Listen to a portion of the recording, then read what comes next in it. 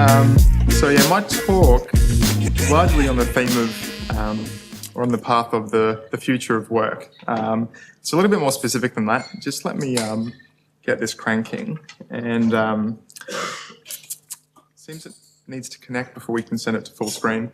So we'll wait just a moment. It seems to be getting there.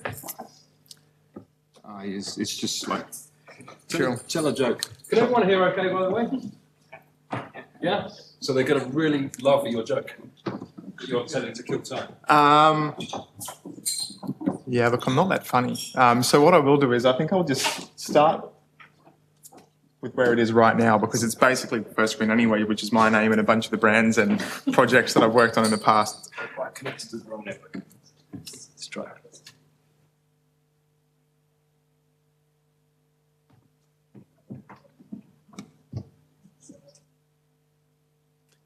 So yeah, my name's Jamie, and over the past 20-ish years, I've worked on a lot of big projects and a lot of small ones for a lot of big companies and a lot of small ones as well. And over the past 2 or 3 years, what I've moved into is not just design in terms of my historical traditional trade, which is graphic design originally about 20 years ago, and then moving further into user experience design, and now there's a whole lot of process and business and indeed culture design. And so what I found at these places during the course of this 15 years is that something generally felt wrong, which was something that I've tried to address in some of my projects and businesses since. And it's something so systemic and so obvious that most of these organizations, they tend to miss it. And in fact has a lot to do with the typical 9 to 5 and the fact that by pursuing what is a traditional work week, they're actually not only potentially detrimentally harming their employees, but they're also not getting the best out of their employees from a bottom line perspective. So I'm going to go into a little bit more detail about all the things as I progress through the deck. But what I will say is that since these sort of personal revelations and then having implemented changes in a few of my companies since, anecdotally, at least it's working, but there's certainly a lot of other great research, great evidence, and great companies that are working in similar ways to some of the themes that we'll discuss, which are doing terrific work. So we'll start very quickly by framing the productivity problem, or some of the signals and the reasons that you might not be able to get the best out of yourself, or your employer isn't getting the best out of you. We'll quickly jump through some examples of what does undersleep mean and what are the realities of undersleep, and then what are the realities of overwork. Finally, I'll talk through some examples of the businesses that are doing great things and seeing great gains by addressing these issues. And then maybe we can have a quick chat as well to answer any questions after that. So framing the productivity problem. This image is pretty funny, but more than being funny, I think it's a pretty accurate representation of the poisonous cultures that brew not only in startup, which I assume this is, and to be clear, I actually have no perfect context for this image. I just found it while searching for something suitable, and it seemed like a good illustration of the point. But this happens in big businesses as well, so not to sort of try and pick on the big corporates or the startups, but in a big corporate organisation, it's not unusual for the worker that comes in at 6 a.m. and leaves at 6 p.m. to be considered something to aspire to. That's the worker. He's obviously getting the most done. He's most committed to the business. But in actual fact, this person is usually not doing the best work he possibly can. And I'd argue, and some of the forthcoming examples will illustrate that they're actually probably detrimental rather than beneficial, because when you're working people for these sorts of hours, not only they're not up to standard, but all of a sudden parts of their personal life start to fall away, and all of this compromises satisfaction and leads to mental health issues and a whole raft of other things. The underlying reason why I found the 9 to 5 and certainly the expectations surrounding work and that championing of sort of the work long hours and sleep few in startup culture is that genetically we're all different. We all have very different predispositions in respect to sleep cycles, in respect to our internal clocks, and in respect to those rhythms. So a pretty famous US psychologist named Michael Breus, unfortunately, he's broken it down into these silly sort of animal descriptions, which makes it sound more like astrology than anything based in science, but it is. I recommend all of you go and research it. Typically, he categorises these sorts of rhythms, these personalities, in 4 ways. There's the dolphin, light sleepers, often diagnosed with insomnia, and they typically sleep few hours. There's the lion, who tends to wake up early with lots of energy. Anecdotally, this is often sort of analytical thinkers. There's a lot of business process people who love waking up early and getting on with it. You've got the bear, who is, I guess, the average Joe. They're attuned much more closely to the cycles of daylight and night.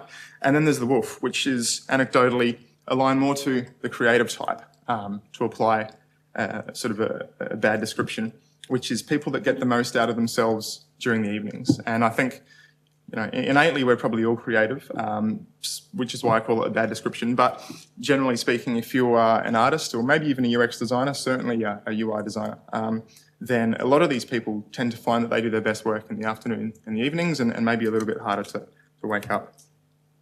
So with some of that out of the way, I wanted to highlight some of the very real examples of undersleep that are detrimental and create problems. This quote here is from Matthew Walker, the professor of neuroscience at the University of California.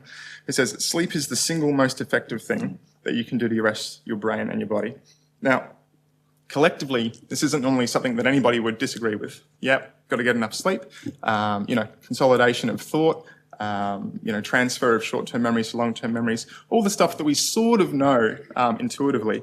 But then we have a whole lot of people who believe that they are the exception, that they can get 4 hours sleep and perform at their best, or they can get 5 hours sleep and perform at their best, whatever the case is.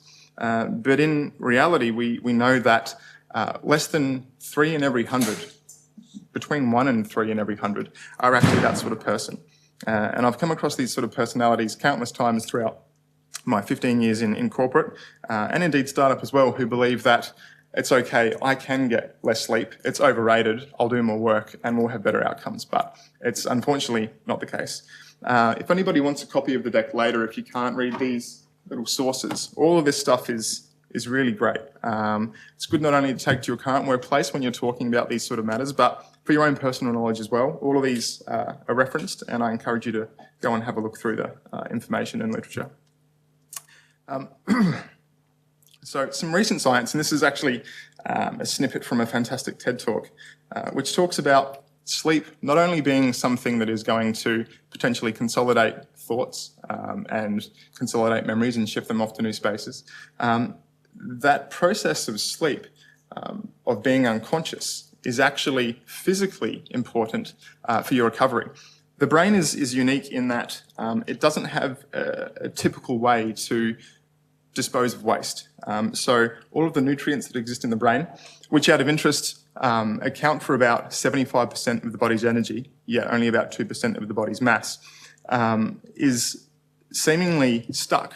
But new science reveals that cerebral spinal fluid actually travels down the blood vessels as if they were highways, or even water sort of washing off your body in the shower, which literally cleans excess waste, and it does it every single night. So not only are there assumed and philosophical sort of reasons that sleep matters, there is a physical process whereby your body literally clears itself every night. And by not giving it the time to do that, you compromise your ability to perform. Short-changing sleep can compromise nearly every major body system, from the brain to the heart and to the immune system. So it's not just about the brain.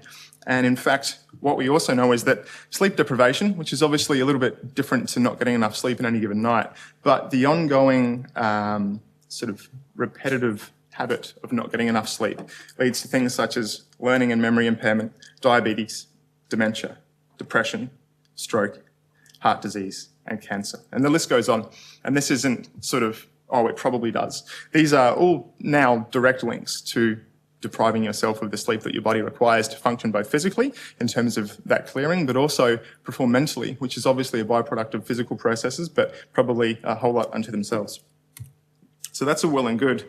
Obviously, getting the right amount of sleep is really important for you personally. It's going to make you healthier and probably make you a bit more switched on. But why does an employer really care? they, at the moment, will still work you as much as they can. But the reality is that all of these factors also have a very big bottom line benefit or detriment for businesses. We know that adding more hours to the workday doesn't actually correlate with higher productivity, doesn't equate to gains. And so an obvious example right now is Sweden, where they've just reduced their workday from 8 hours to 6 hours. In fact, they've seen no productivity loss, but they have seen tremendous satisfaction improvements across the board in regards to the metrics that are measured for that. We also know that managers can't actually tell the difference between people who work 80 hours and those who say they work 80 hours. Again, all study-based, not just anecdotes, but literal studies that have been run over in the US, because the reality is there reaches a point when you're not really able to get any more done at the same pace you would have earlier, or at the same quality you would have earlier. We know that after about 4 hours of continued focus, especially in the realm of knowledge workers and white collar, that is more or less your threshold for a single sort of sprint of intense focus. Once you go beyond that, then your productivity levels drop off dramatically. I actually did a day's work at Loud and Clear a few months ago, and it was a 6 hour solid stint. We sort of had a very short sprint of rushing towards an outcome. And even in that time there, you feel yourself start to really die in terms of cognitive opportunity after that 4 and 5 hour mark. Everything becomes harder, the decisions you make take longer, you aren't so sure about what you're working on. So breaking things up is incredibly important, and making sure that you give your time to actually sort of switch off and regen. This is a US statistic, and I imagine it's quite a lot better in Australia and probably the UK, but certainly parts of Europe, is that employee burnout in the US is responsible for about 50% of all attrition. So it's people being worked too hard. Now, keeping in mind in the US, they only get a couple of weeks holiday, and it's kind of frowned upon that they even take that 2 weeks holiday. In Australia, it's a much more casual and encouraged practice to make sure you get your leave. But the point is that if you drive staff hard enough for long enough, not only is it a detriment to their health, but you'll lose them. And so not only will they do worse work while they're working for you, but when you finally lose them, you have the matter of replacing them. And so, you know, that process of needing to find and acquire new talent because you've treated existing talent poorly is a huge cost to the business. Danny from All Squares is here, and he'll tell you how expensive that is because he charges companies to replace people. So fixing the productivity problem. A cool US healthcare company pays their workers up to $500 a year for sleeping at least 7 hours each night. Awesome. So what they in fact do is say if you sleep 7 hours per night for 20 running, then you get a portion of this bonus, up to a maximum of 500. But it encourages their staff members to make sure they're getting enough sleep every night to perform at their best so that the company can get the most out of you. Because working you 8, 9, and 10 hours a day is actually doing the opposite. Amazon CEO Jeff Bezos has famously talked about his 8 hours of sleep. It's his ritual, and his morning routine is very, very important to him. And he believes that getting 8 hours is important for shareholders. Not working too long and getting enough sleep is actually good for the business. Basecamp, formerly 37 Signals, they work 32-hour weeks for 6 months of the year, and the founders of Basecamp talk about it being enormously beneficial. With that compressed sort of work week, they're getting better results out of the staff in terms of quality, and again, satisfaction with work goes up. At Contact Light, which is the startup I founded about 2.5 years ago, we worked on a customer-facing product called Embark, which some of you might know. It's kind of like a PTV tram tracker type app. I've recently exited the company, but it's still a great case study for the sorts of speed and quality we were able to achieve by taking on what in Australia is a very unorthodox working environment. So the premise is that effectively it's eye on the results and not the clock. And this basically adheres to a way of working called ROWE, Results Only Working Environment, which there are many other companies around the world that do, Netflix most famously. And to go into a very small amount of detail on each of these, we encourage staff members to not set an alarm. So not turn it off, obviously you turn it off if it was set, but literally not set it. So whether you get 6 hours sleep, or 8, or tonight your body needs 10. It was about making sure that our staff woke up on their body's terms, not on an artificial term, so that they had everything they needed to do the best work for the company. work when inspiration strikes. Now, this was a two-way street, but at Contact Light, we didn't adhere to 9 to 5. It didn't matter if you woke up at 10 a.m. and then even only worked till 2. It didn't matter if you wanted to take a day off to play Xbox because you felt you sort of needed that time to switch off. But likewise, if you have a great idea in the evening while you're sitting on the couch, we'd encourage staff members to pursue that, because it's hard to recapture those moments of inspiration and recapture those great ideas. Never stop learning. Personally, I think it's pretty absurd in modern workplaces with the speed of which things change, that even hiring contractors, it's the expectation that they know everything they need to know, and they'll get on with that in 100% of their capacity. So we encourage staff to make sure that with every problem that they're facing, that they go off and do at least a little bit of research, and a lot of research if required, to try and make sure that the way they imagine they're going to solve it is still the right way. And if not, maybe they can actually create a better way. And the last is work where you want. So we were a fully distributed team across Melbourne, Sydney and Brisbane. I was actually having a conversation just before the talk, but it was fascinating to see that pan out for the first time that I'd built a business around a fully distributed model, because in fact, at first we had a couple of us in a shared space, Queen's Collective, and I'd be talking to one or two of the local sort of team members, and then one of two things would happen. We'd either not relate that to the rest of the team who were interstate, and that would lead to some communication breakdown, or we would have to go and relay it all again through Slack anyway to make sure that everybody was caught up. And so we ended up moving to an entirely distributed model. We had 2 designers here in Melbourne working from home. We had two developers, an iOS and an Android, working out of Sydney from home, as well as our CEO acting as BD in Sydney. And we had infrastructure and back-end dev in Brisbane working from home. And so by making sure that everybody was working remotely was actually better than a bit of a halfway house.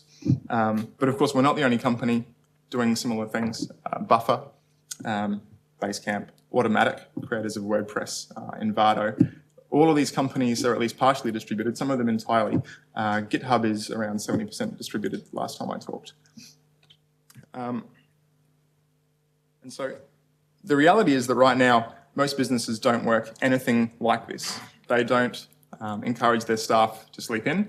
They don't encourage their staff to play Xbox on a Tuesday, and that's all fine, because it doesn't have to be necessarily that drastic for you to improve your own health, your own satisfaction with work, your own satisfaction as life, and in turn improve all the bottom line metrics for that business. A very couple simple first steps you can take. Well, one of them is to start reading more about all of this sort of stuff, including some of the sources that were quoted here.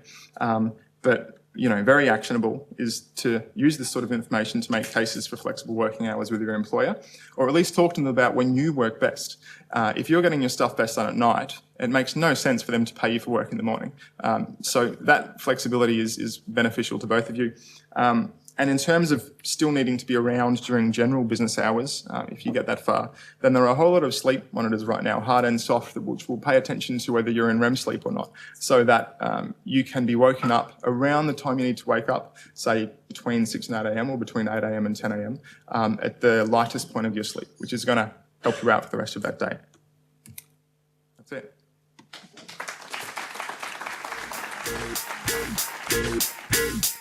it.